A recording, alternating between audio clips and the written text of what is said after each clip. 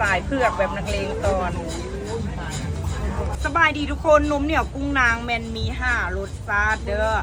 อันนี้แมนโกโก้เนาะคือซิกเนเจอร์ของห้างเลยเนาะส่วนอันนี้แมนนมสดฮอกไกโดเนาะนี่ทุกคนจะเป็นนางเอกของห้างเลยเด้อถ้าผู้ใดมากกินซาน่ะแนะนำเลยเด้อซาเขียวนี่ทุกคนบ่เหนียวบ่เอาเงินเด้อแต่ละรสชาติเนาะอันนี้เนาะเมนูเผือกจะเอาเผือกแบบมีความสุขหรือว่าเผือกแบบเน็กเล้งตอนเนาะกับอีกอันนึงเด้อซาไทยเนาะหรือว่าซานมบ้านเฮาอยากขอแนะนำเลยถ้าใครมากินซางทีเด็ดมันอยู่บนนี้จะหนีปากน้ำขอบใจเด้อน้ำไว้สัก5 เป็นน้ำกินโกโก้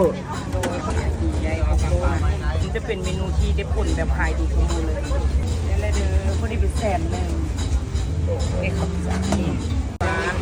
นี่กลับบ้านวะนี่ แมนเสร็จกลับบ้านจะแยกให้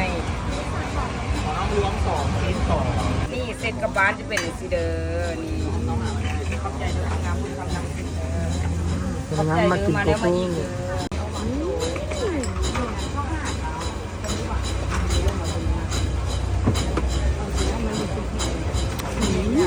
ไม่ค่าเสียงงามแน่นะ